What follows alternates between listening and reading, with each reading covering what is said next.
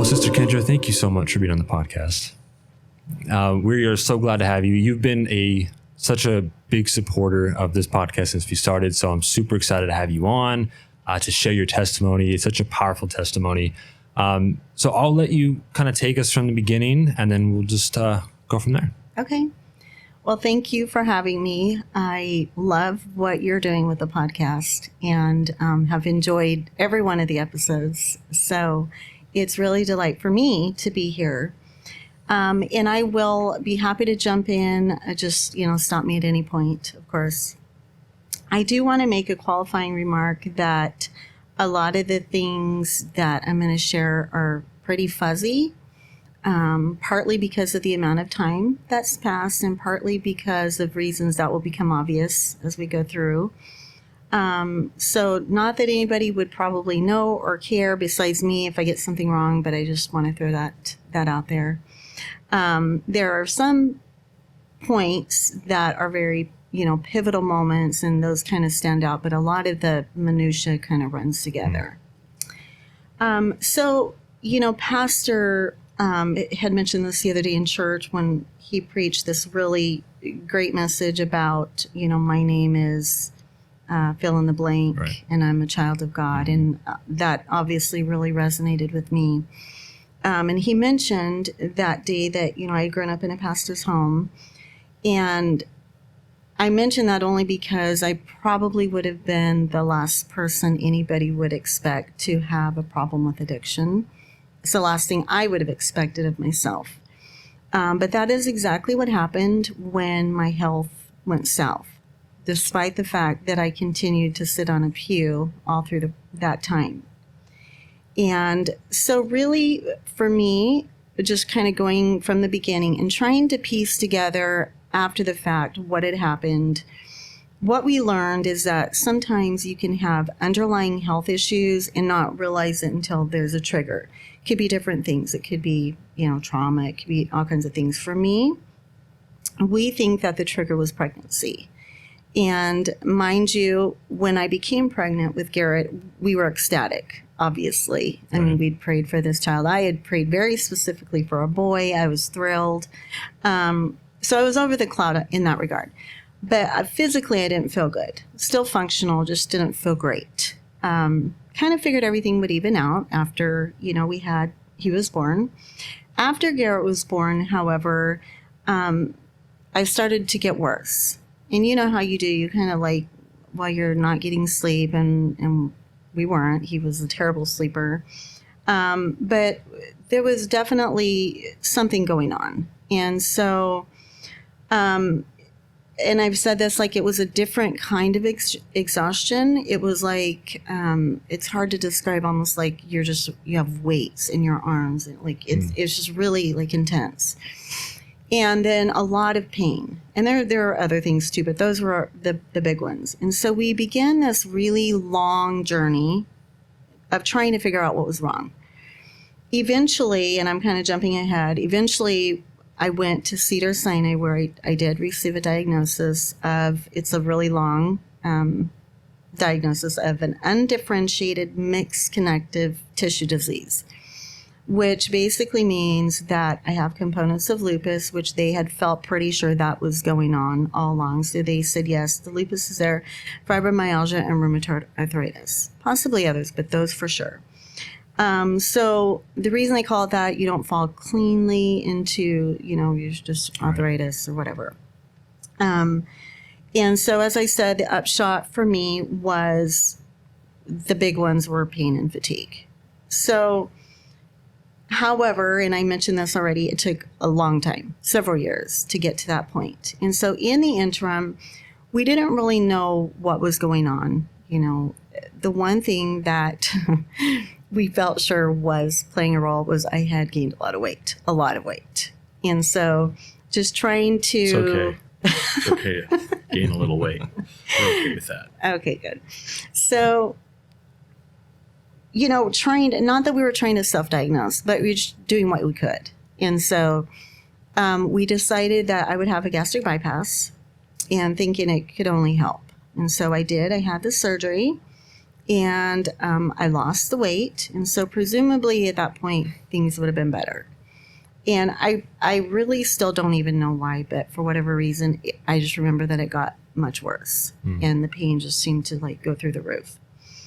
And so then we had another problem, because one of the things that they had really drilled into me, both pre and post-op, was that once you have this surgery, you cannot take what they call NSAIDs, like Motrin and Advil and stuff, because it having to do with the stomach. And so before, if I needed to live on 800 milligrams Motrin, like that was not good, but it was okay. And so now... Would you take that all at once, and how many times a day? I would take 800 milligrams of Motrin like 3 to 4 times a day before. So you were doing 1,600 to 2,400 milligrams a day, just to alleviate the pain.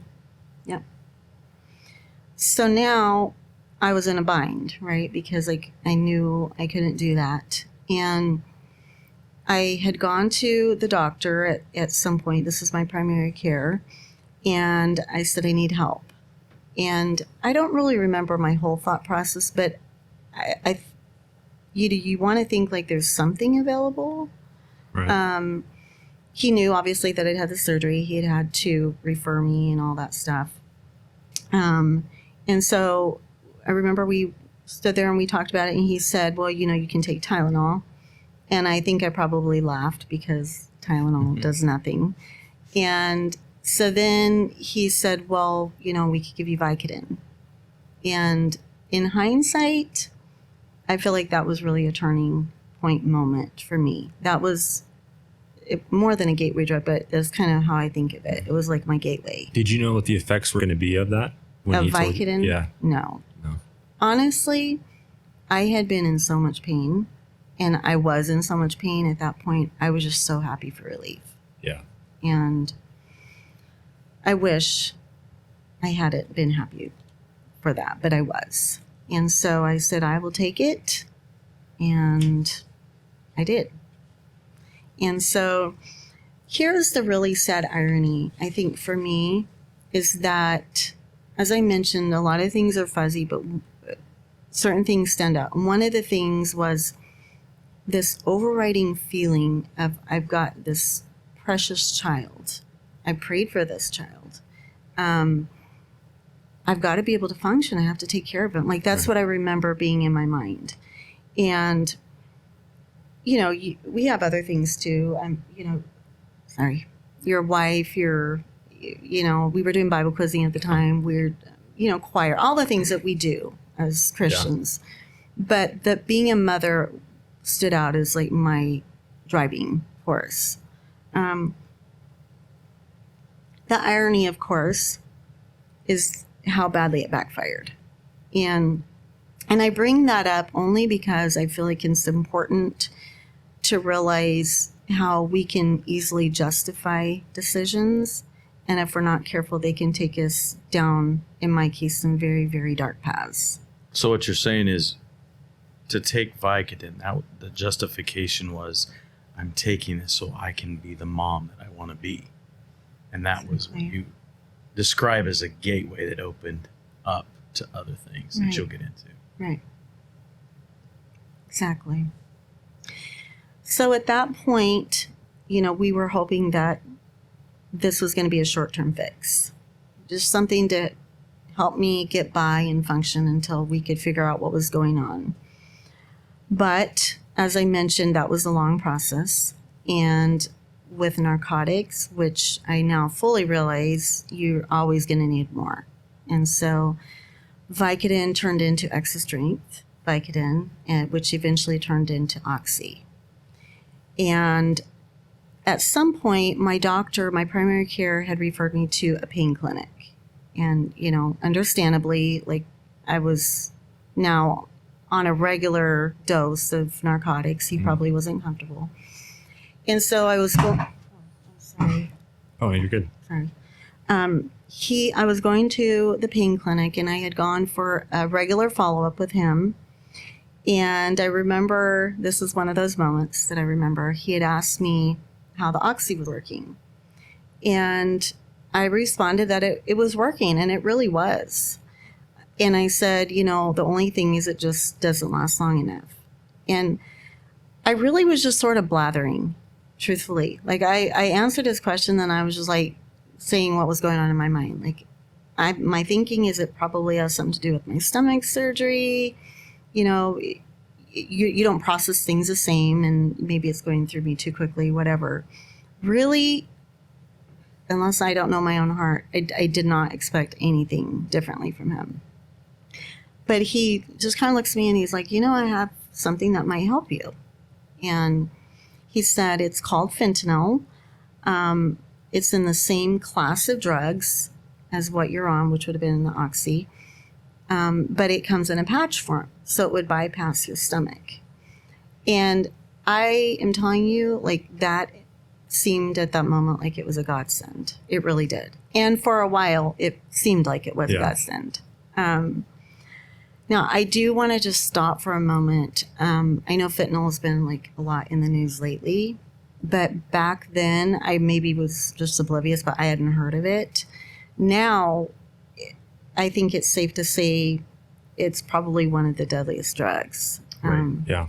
And I've read multiple times that it can be up to 100 times stronger than morphine and up to 50 times in heroin, which is scary. Yeah. So when they started you on Vicodin, on these other drugs, were they giving you kind of the side effects of long-term of what these would be? Or was it kind of like this could help you and, you can have this option or not? I don't remember those specific conversations. Honestly, I don't remember. Because I feel like, especially now that fentanyl's, and I was doing some research on it, but I've seen it in the news too. Mm-hmm. It's a very deadly drug. Right. And some of the articles I was reading it is the number one in the U.S. So I was just curious if they were kind of giving you those. No, I don't remember.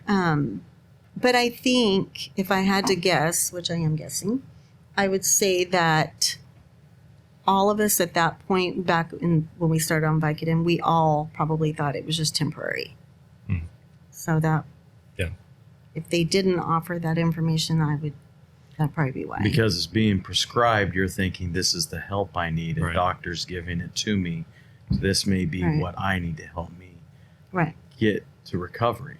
So it was easy for you to accept because... And in all fairness, I was the one that had gone to them, right? I mean, so I was happy to take it at that point. I really was. Like you said, it was going to take away the pain, and that's what you were looking for. And I think like you just get to that point where you're so tired of hurting that you just... Right. Whatever can help. It's terrible, but yeah. So that particular day, this is the part that's kind of crazy. I remember that the doctor had gone out of the room. You know how they do, like the nurse will come back in with a prescription. And this would never, ever in a million years happen today because the FDA, has cracked down. But back then, she came back in and she kind of went through the whole process that patches they came in micrograms versus milligrams. And so she said, we're going to start you off at 25 micrograms and you'll change the patch every 3 days. And then she said, but if that's not enough, we can increase the dose and you could actually change them every 2 days. Well, again, that would never, ever happen. Right. But back then, like I already had this little lizard thing in my brain going, oh, I can get more. And if I'm hurting, like they'll even let me have it more often. And so I just latched onto that. And it wasn't any time at all that I was not changing, or I was changing them every 2 days. And then very quickly I went to 50. And then from there, I just climbed up. Then it was 100. Then it was 150, 200. When I got to 200 micrograms, they let me know that I was maxed out. But in addition to the fentanyl, they did give me also 8 Norco a day. And I was on muscle relaxants, which I didn't take all the time, just, as needed. And for the last few years, for sure, I was on 3 antidepressants.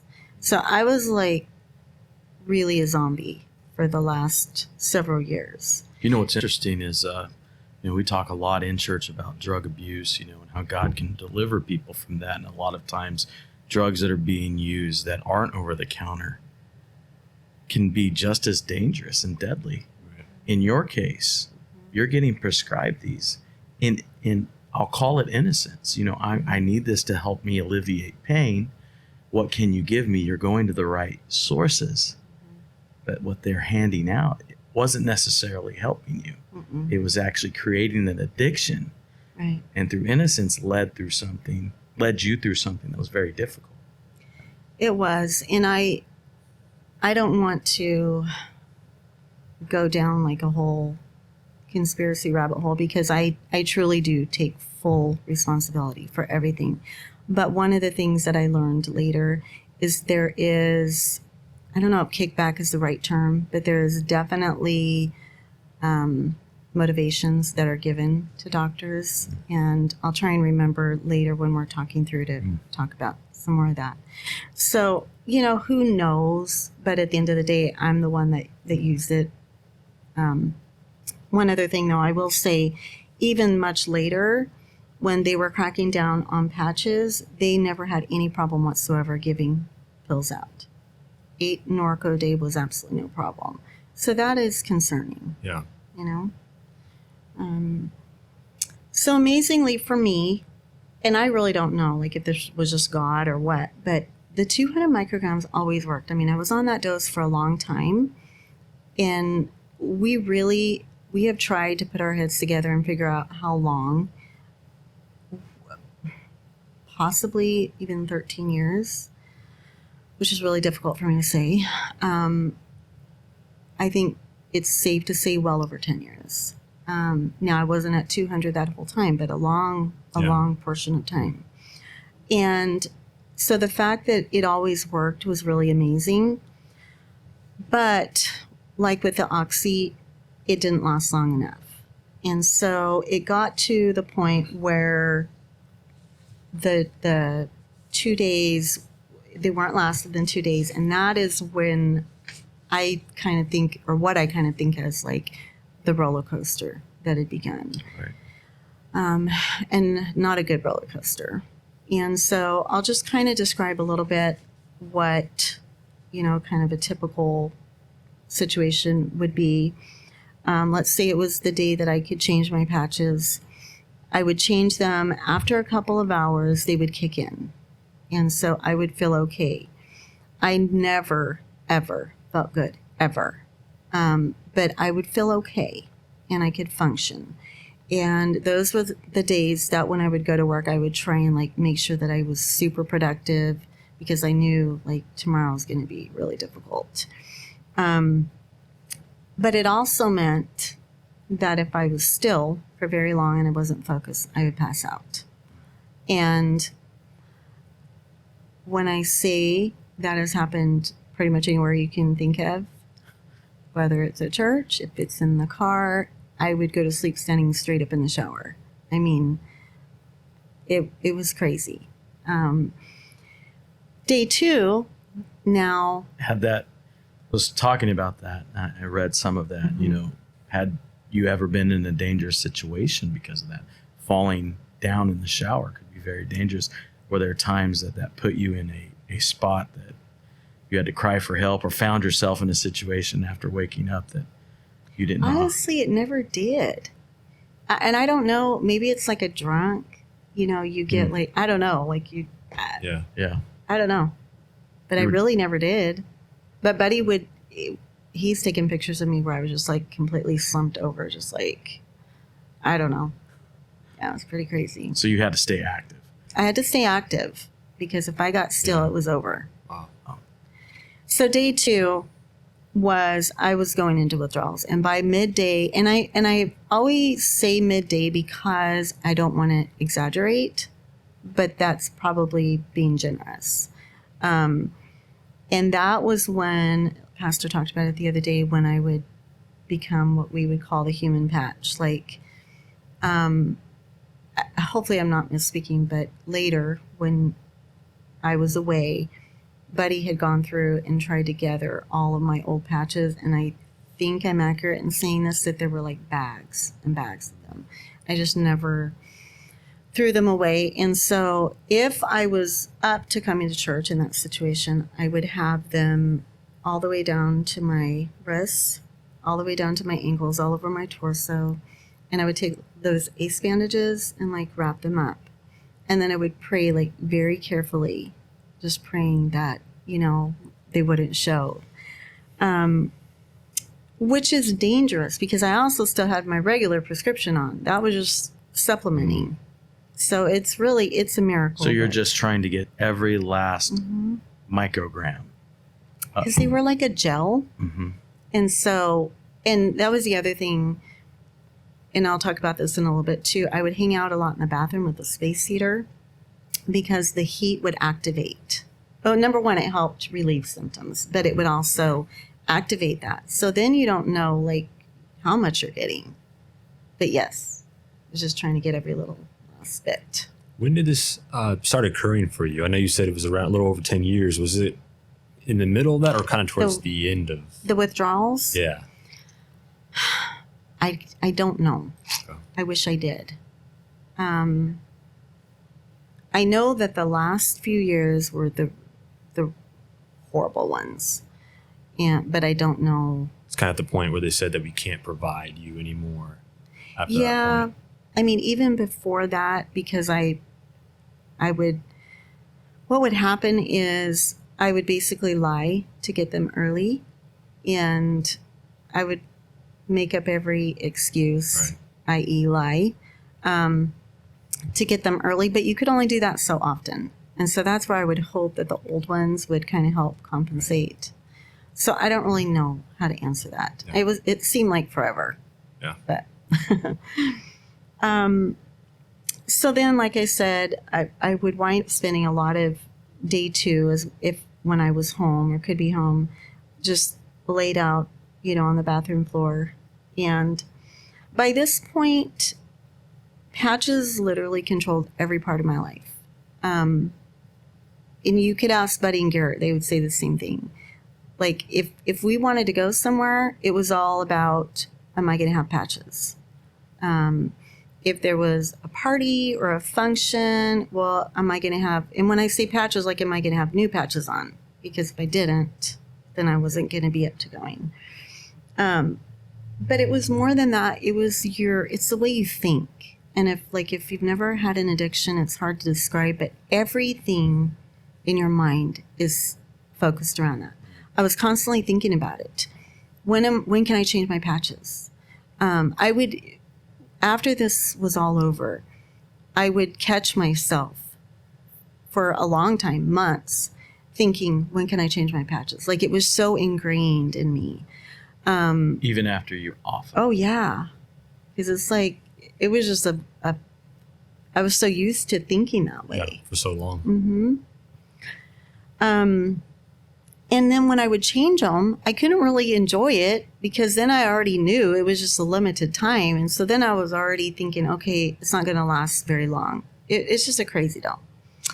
All the cliches, like I mentioned, were true. I was always running out. I was always trying to get them sooner, always lying, which is terrible to say because I was supposed to be a Christian and I was lying. It was just not a good thing. So at some point, and I really don't know how it works for everybody else, but in the beginning for me, I would not even consider the fact that this was like an addiction. People would say something like in innocency, well, do you think you're addicted? And I would get really upset. And then I found myself starting to say things like, well, of course there's a physiological addiction. If I don't have the patches, I'm in pain. And I think that was just kind of God's way of like working me through it. And then eventually I got to where I realized that I had a real problem. And it was slow for me to get to that point, but I think it was because I started to realize I was avoiding the pain. The pain was still very real, but what I was avoiding more was withdrawal. And, you know how it takes a while sometimes to process. So then I wanted to stop, but I didn't know how. And so then I started this whole process where I would go to the doctor, and I was seeing a PA at that point at the pain clinic, and I would talk to her. Her name was Chris. And I would say, Chris, super nice lady, by the way, just, Chris, I don't have a life. And she would say, I know, honey. And I would say, how can I get off of this? And she would always, in a very kind way, say, Kendra, when you're on fentanyl, you're on it for life. And so I would leave, and I would be down and dejected. And then I would go back a couple months later, and I would say, Chris, you don't understand. Like, I'm not living. And she would say, I know, honey, but you got to understand, this is a lifelong drug. And what's crazy to me, that you're coming, asking, obviously, for help. right. And she just has a rehearsed answer. And it's not giving you any hope. Right. And I think I've thought about that because so going back to the whole kickback thing, there could be something to that, but I never really got that sense from her. Maybe it was all she knew how to say. Either that, or I really think they just didn't. Like, later on, when I had done some research, what I found is there was, like, a lot of times people would go off of it, but then they would go on methadone, which is also very addicting, apparently. And so I think, I don't know, maybe I'm given too much benefit of the doubt, but I truly, like, what I was getting from her is like, there's no hope. Whether it was I know they've real learned a lot about that, a lot of the drugs, especially fentanyl, throughout the years. Maybe at that time they didn't know too much, or they did, and they didn't know the severity of it, or how to help somebody get off of that. Right. Yeah. But it just seems like, from what you're saying, she didn't say, but here's something you can do to help. Oh, no. No, absolutely not. And actually, so that's what I was going to say. So at one point I went to her and I said, okay, I'm just like looking for any little grain of hope. And I said, Chris, do you know anybody that has been able to get off fentanyl? And this is one of those moments I won't forget. And she just looked at me and she hesitated a long second, and then she said, not successfully.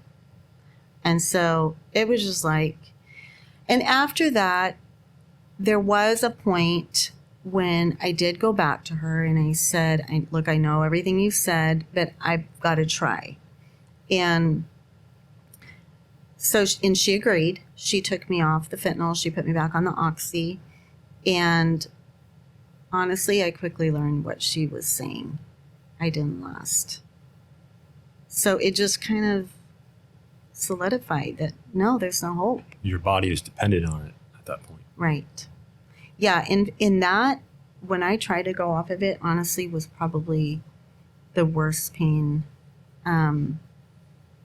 I mean, I'm sure childbirth is worse, but it's more concentrated. This was like just all over. It was horrible. So at that point, I was just like, well, I don't know. And that's really when, for me, like, the defeat set in. I went into a pretty dark place, and because I really wasn't living. Like, I was just surviving. And I really wasn't even doing that very well. Any energy that I had went to work, and I got through it with sheer grit. And when I got home, there was absolutely nothing left. And so there was a lot of self-loathing that went into that, because you realize that you have, for all intents and purposes, become an absentee mother and wife. And I hated myself, but I couldn't break out of it. So that was the point where I started to pray that God would let me die. And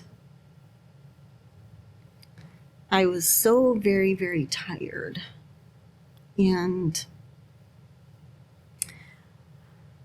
I wanted my family to have a life.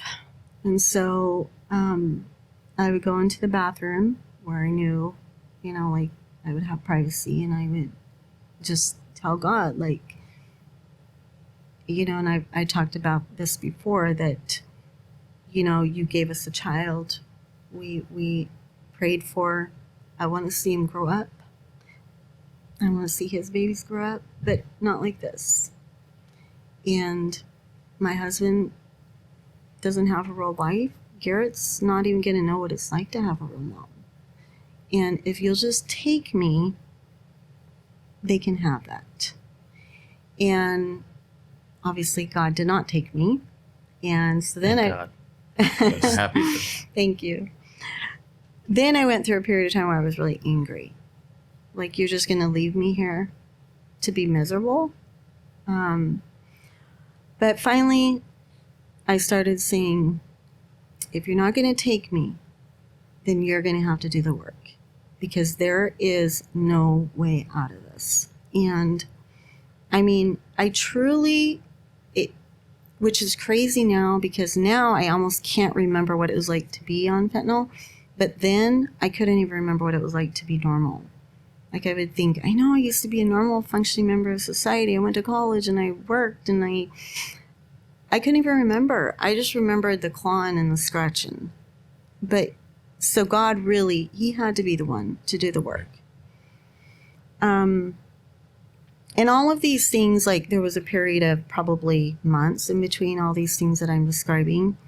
And so even after that, nothing happened for a while. And then Pastor preached that message, healing is hard work.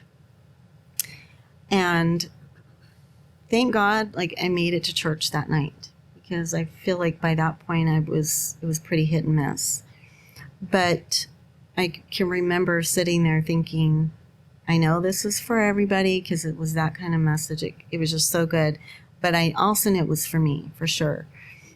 Not what I wanted to hear, but I knew it was for me. And the number of times that message has... To talk about the message, I think I remember portions of it. What was it about? Was it his own personal experience? Or was I honestly don't even remember. Because I remember something in there that I want to say, talked about healing as a process. Sometimes we expect, and God does that work, there will be a miracle that takes place. But true healing, whether even if it's a cut on your hand, or if it's a scar on your heart, physically or emotionally, it takes time, and it takes God in that process. And I think that's what you're probably alluding to in that message. Healing takes time. And what I guess what I need to go back and listen to it again. What I always think of it for me is that it takes work on my part. And that was, like, incredibly important for me as I was going through this process, because it wasn't easy. And the other thing, and not to jump too far ahead, but recognizing, like, there are mundane things that are very miraculous. And that doesn't mean that they're not a miracle. We may have to work at them. They may be part of our daily life, but it's still miraculous. Like what? Give an example. That's good. Well, so exercise, eating healthy. Like, to me, that is a huge, the fact that I still have pain, but I'm not in chronic pain. I never thought that was possible. And so the fact that I've been able to learn that there are ways, that's mundane, right? But it's miraculous. Right. Oh, that's good. That is really good. But it also takes work. Yeah. So the small faithful things that seem boring or like they're of none effect. Right. The mundane, eating right, exercising. Right. That is really what you attribute. Yeah. And God, of course. It's like the miracle is God giving you the strength to do that. Yes. Right.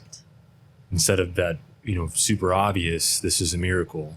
Right. It's God giving you that strength, which we always pray, God, give me the strength to get through this. But that's a perfect example. That'll preach miracle in the mundane. Yeah. They go hand in hand. That's good. That's really good. So that message really, like, it's been something I've gone back to, even though I need to go back and listen again. So again, a while later, message, nothing really changed. But a while later, I ran out of my patches again. And that time the doctor said they weren't going to give me any more. And not only that, they said they weren't going to see me anymore because I'd basically become a problem patient. And I can remember I was talking to the nurse on the phone and I was panicking because if you have ever known anybody that has had an addiction, there's like a real fear that what if you can't get the substance? And I was like, oh, it's happening. But it's just one of those God moments, like in the back of my mind, this is what you've been praying for. Right. And so that helped. It didn't like make me not panic, but it did definitely help give me peace. So then I didn't know what to do, but I knew probably. I tried to look at different options, but really it came down to one. And it felt very icky. This was not something that we talk about in church a lot, but I felt like I needed to go to a rehab. And there were a few reasons for that. One, I mentioned like I'd already tried to go off of it on my own, and I knew that I couldn't. There were also very legitimate health risks because of the dose I was on and how long I'd been on them. In fact, I've never even mentioned this before that I'm aware of, but when I was away, there was a time I actually thought I was having a stroke. It was kind of a crazy thing, like I couldn't talk. So, I mean, there were risks involved.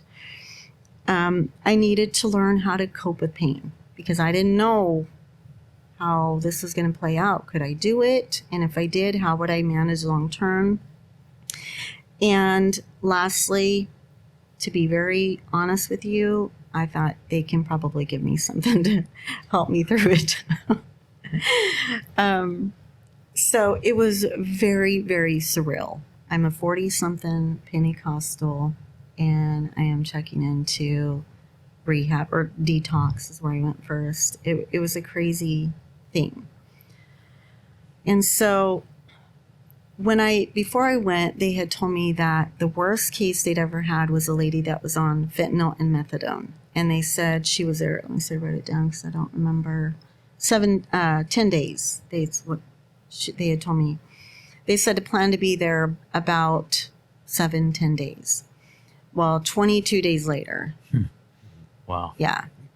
And so then I had to decide, do I come home, which is what I'd planned, or do I stay longer, which they were saying I should do. And that was tough because, you're ready to get home, you miss your family. But I knew I wasn't quite ready. I still needed to figure out how do I cope with all this and in a healthy way. And so I did opt to stay another 30 days. And it was a really good decision for me in hindsight. So, yeah, a lot of crazy stuff, going to NA meetings every night. How was your husband during this time, and Garrett? What was their reaction toward your decision to stay? Were they very supportive? Yes. Or were they sad, or were they sad but yet supportive and understood? Yeah, probably both. When I got out of detox and I went to the 30 days, I think it's like an inpatient is what they call it, then they could come and see me. And so that was good and bad. It was good that, I could see them, but it was really hard to see them leave. But no, they were the whole time. And I was very thankful. I know you said it was hard to make that decision to realize that you needed help. Yes. And I'm sure your family, your husband and Garrett were very supportive in you wanting to get that help. Yes. How hard was it for you to decide, like, this is what I need to do? So that is I was thinking about that today, because if I had it to do over, I think part of the reason that I didn't get help sooner is I was so worried about how it was going to affect them, because I had realized this is an addiction. They didn't know what was going on in my mind. Like, they saw the effects, they saw the withdrawal, but we've not been around this stuff. And so in their minds, Mom's on the bathroom floor because she's out of patches. They knew that, but they weren't putting it with addiction per se or withdrawal. I don't know if that makes sense. Whereas it was starting to click with me, but this is not an excuse. This is the way my brain was working, is I've already put them through so much. And now mom and wife is going to be in rehab. And so I just kept putting it off. And that's another reason that I felt like the being forced into going to rehab was a blessing in a way, because it took it out of my hands. Like, I didn't really have a choice other than to get help. That's kind of good to talk about. You say we don't talk about it much. And just to open that up a little bit, could it be because we have an embarrassment that we're admitting as an apostolic, or maybe even in your case, and I don't want to be speaking for you, but, being the daughter of a preacher, and here now you have to admit, I should be the one that has all of the answers. I know where to go in the Bible. I know who to talk to, who to pray to. Or those things floating around in your head, like, I'm not going to go to rehab because I have to live up to the standard. Yeah, I don't know if it was the standard as much as the things that I would think about is, like, I could talk about my dad. Like, he preaches out a lot. So he's at some meeting and, oh, hey, did you hear Brother Bo's daughter? She's in rehab. Those are the kinds of things that I was worried about. Him having to deal with. Buddy dealing with the humiliation of, yeah, my wife's in rehab. It was probably more that, which is dumb, because they've never conveyed that. It was me. It was all in your head. Yes. Right. And they were supportive the whole time. Yes. Because in your mind, you're thinking of how horrible you are and what you haven't given, and they're supporting you, saying, we want the best for you, do whatever it takes. It's interesting how we can defeat ourselves. It's a hard battle to Big fight. time. So how big of a decision that was for you to make that, choice. I am going to rehab. And what a leap of faith, I think. And it's something that we should, always not shy away from. Someone needs that. Well, let's help them, And obviously you're here today. It ended up being a godly thing. I just think it's important that you pointed that out. Thank God you went to rehab. Oh, Yeah. Amen. So, came home, and on that same vein, I think it's important to, and I can speak to this because Buddy and Garrett were so good at it. Even when I came back, I still was trying to figure things out. And they were very patient with me. It wasn't like, oh, mom's home, now she's working again, she's cooking and cleaning. I mean, I was to some extent, but it wasn't like every demand. They were patient with me. I don't know if I'm saying that right, but it was very, very, like, I can't overemphasize how important that was for me. Just being compassionate and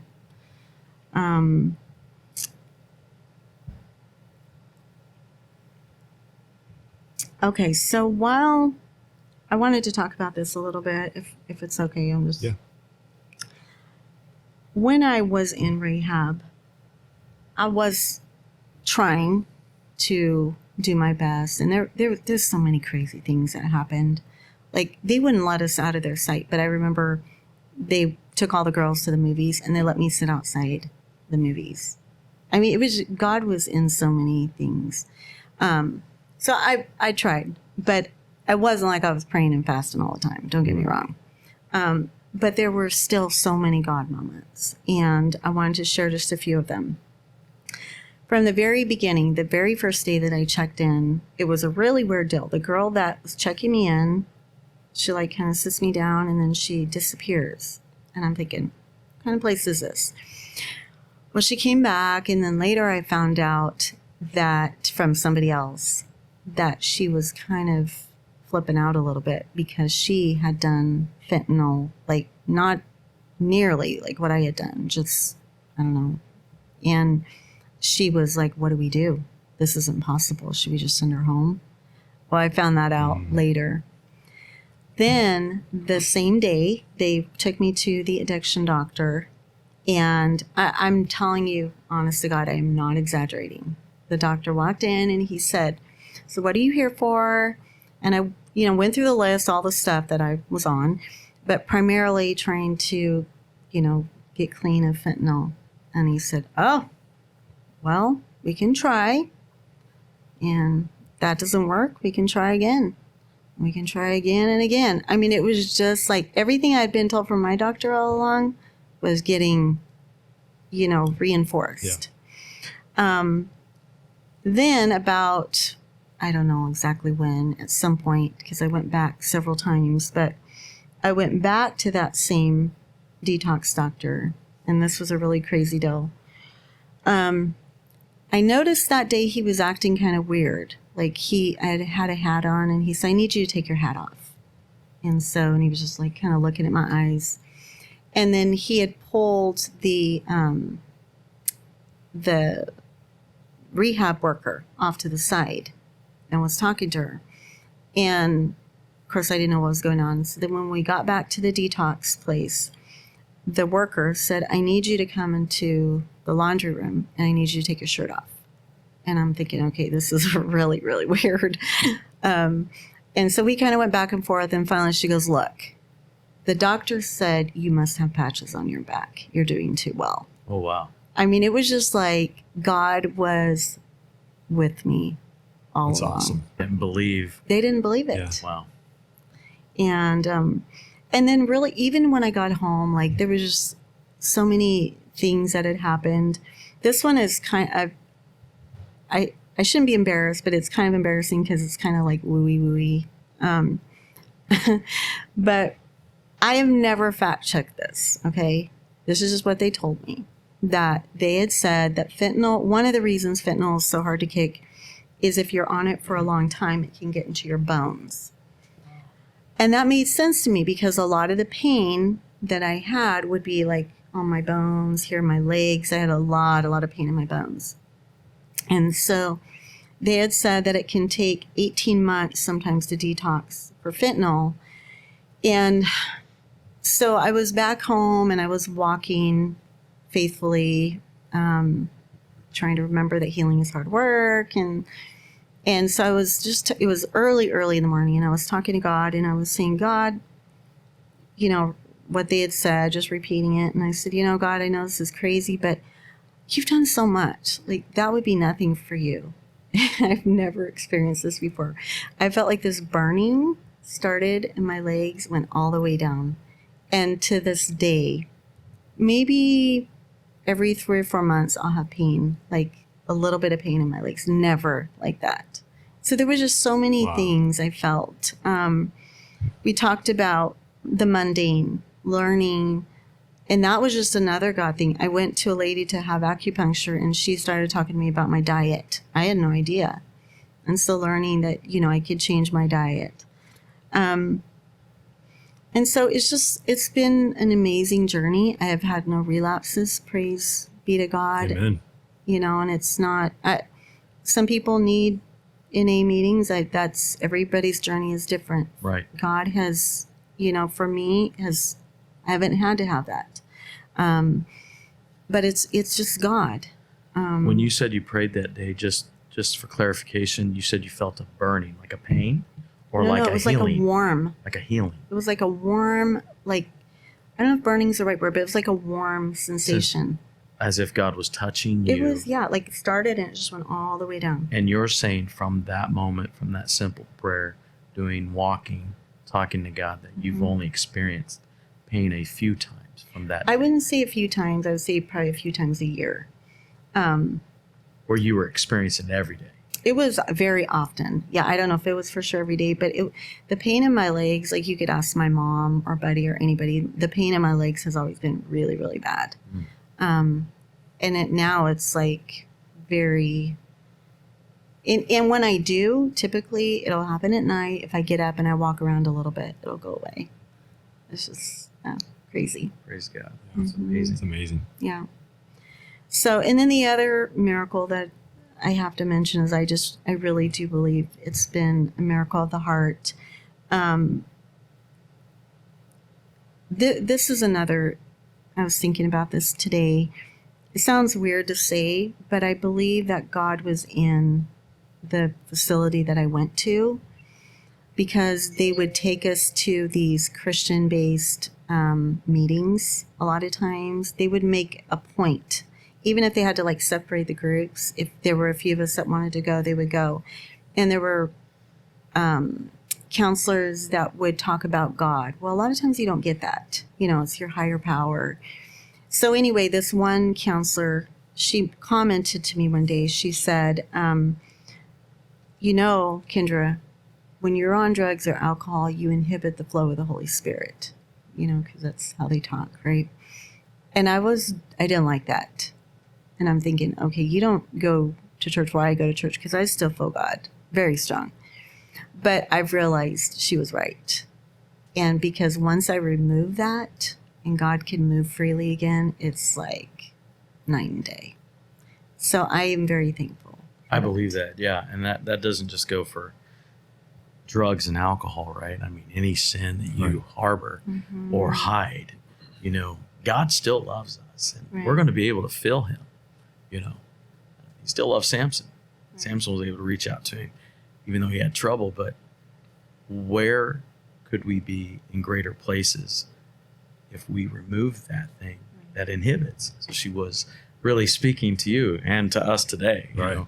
That is good. I felt like you said when your mind was so focused on that, you couldn't think of anything else. Like that's where the hindrance was. Oh, that's so was good. Your mind. Right. Because you're so focused on this, you can't give God the focus that he needs or deserves to really move freely. That's really good.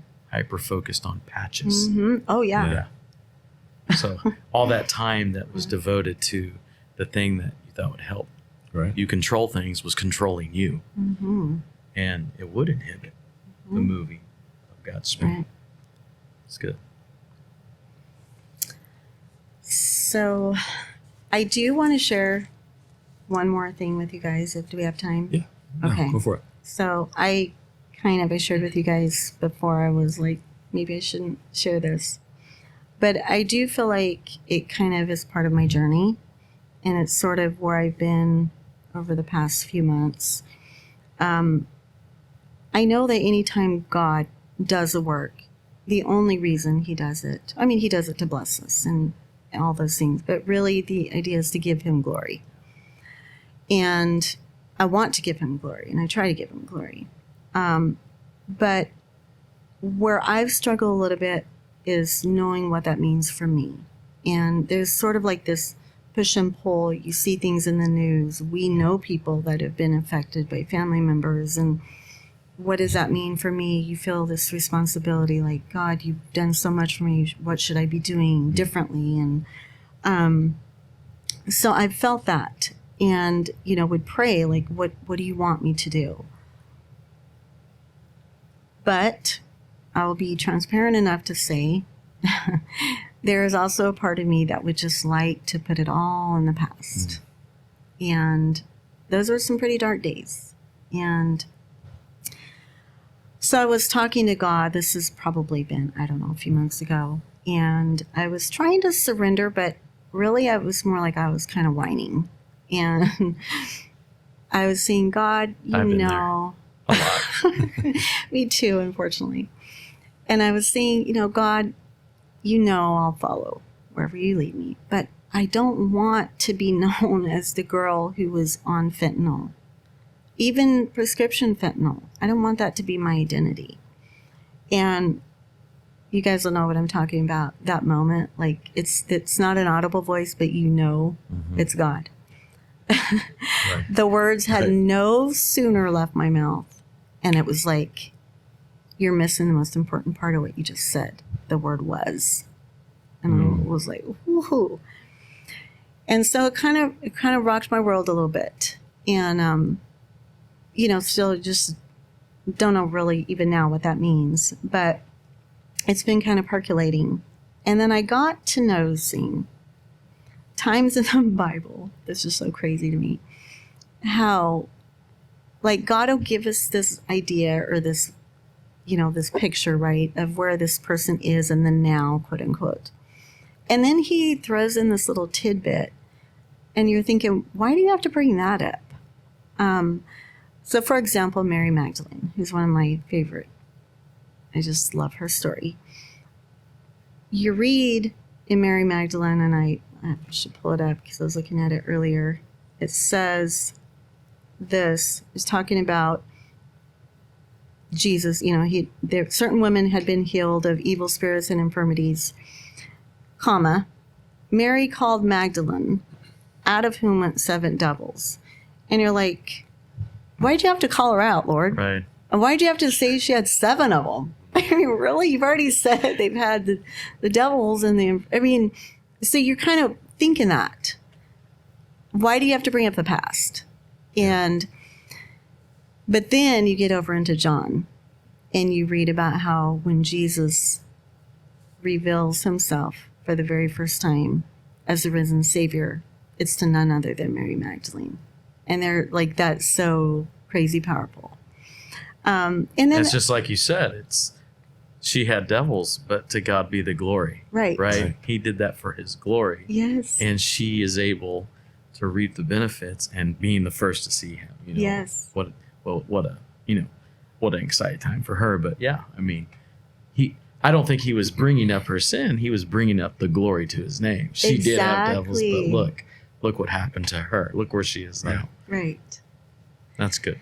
And then another one, I'm not going to totally belabor the point, but another one that, and it's not a sin, it's just maybe a struggle, but like Elizabeth, we know her as the mother of John the Baptist, who was the forerunner, which is amazing.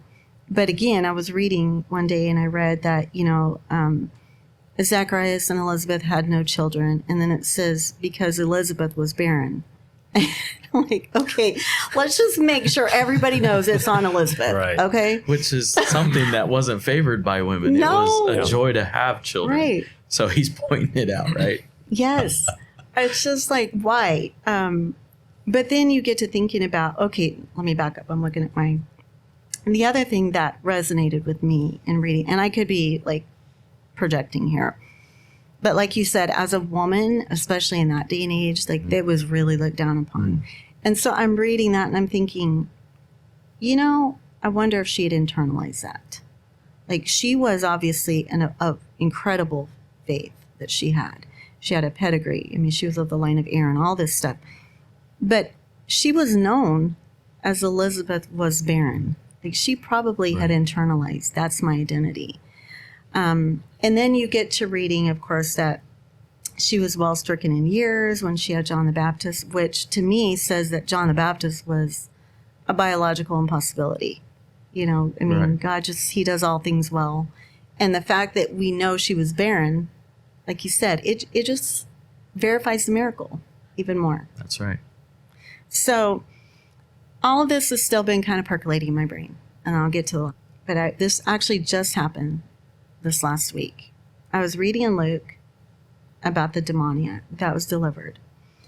And the Bible, this is what it says. The Bible describes him as the man, this is the legion, the man that had legion. So he had so many devils, we don't even know how many he had. The Bible describes it as the man out of whom the devils were departed. And it's the commentary that got me. It said, speaking of that, the man out of whom the devils were departed, that is a wonderful name. Perhaps for the rest of his life, this man would be called by a name that brought to remembrance the great work that Jesus had done. And so I sat and I cried because, I'm a crier. And I just said, okay, God, I still don't know what you would have me to do.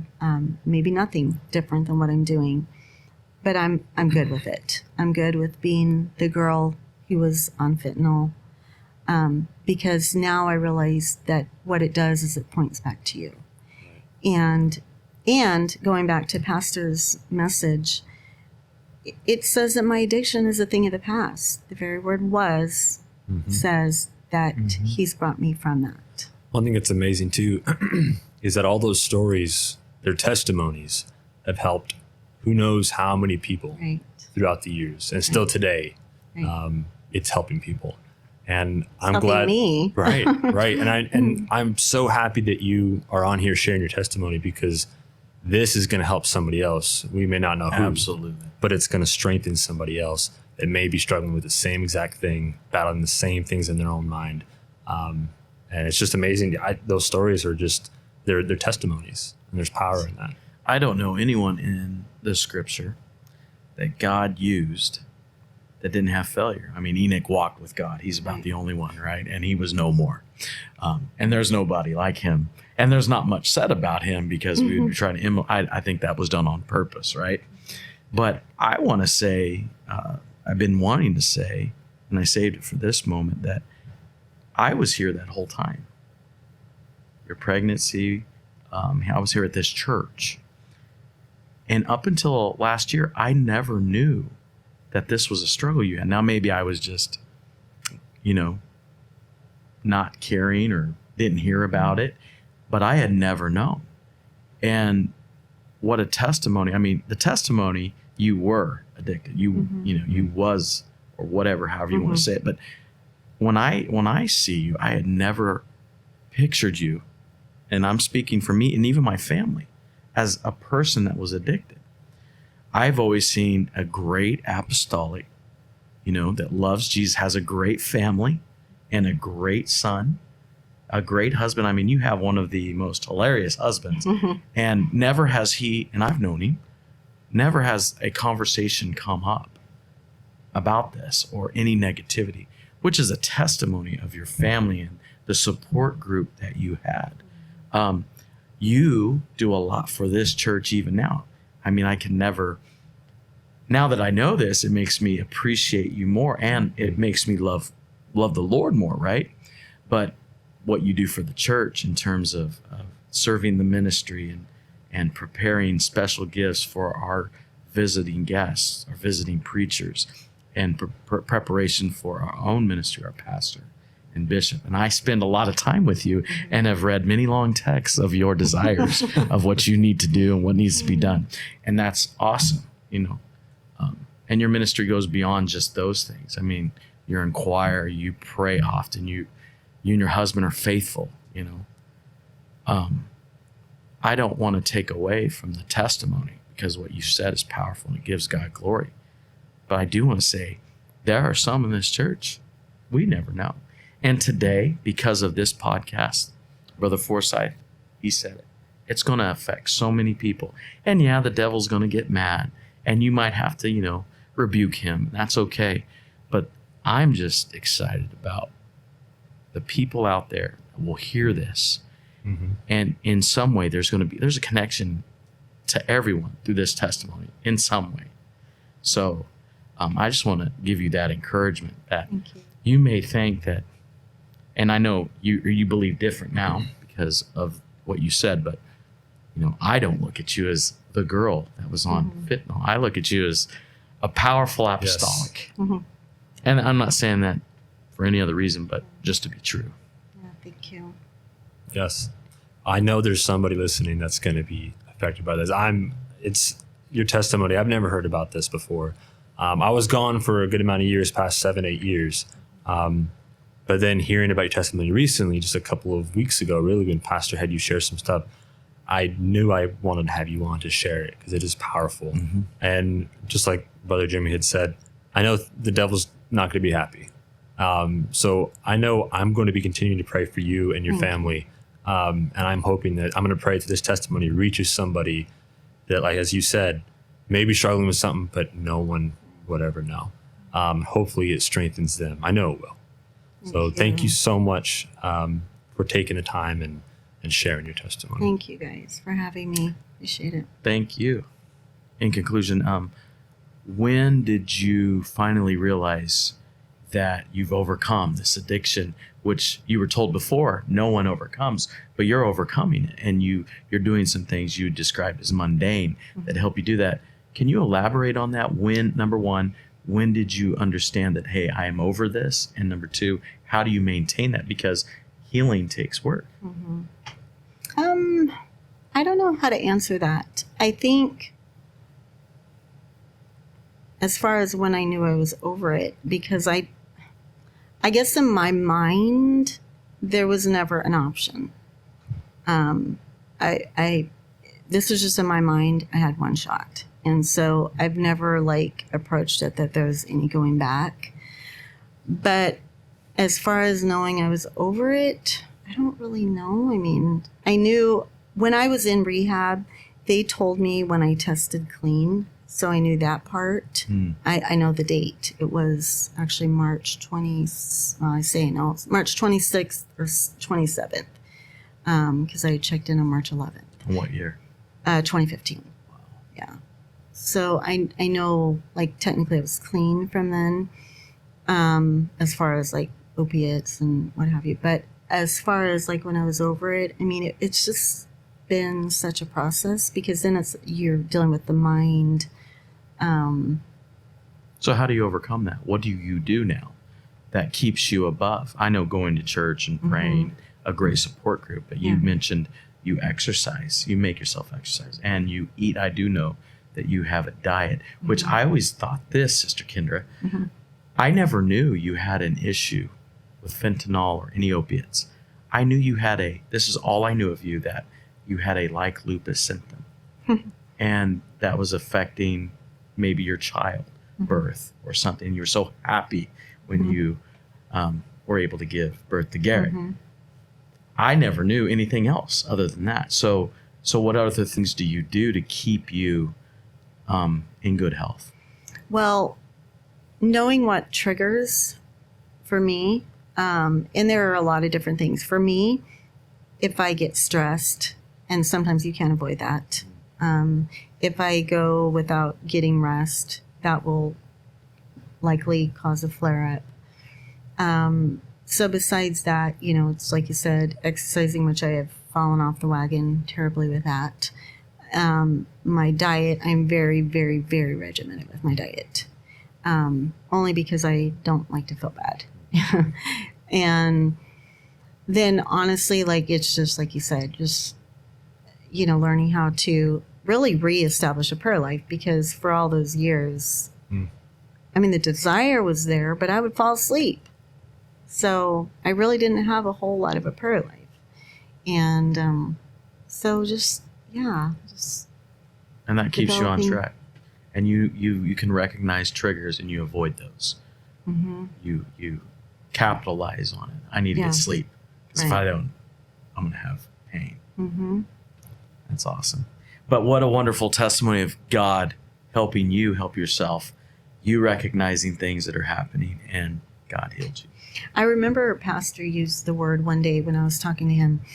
He said something about the word manageable.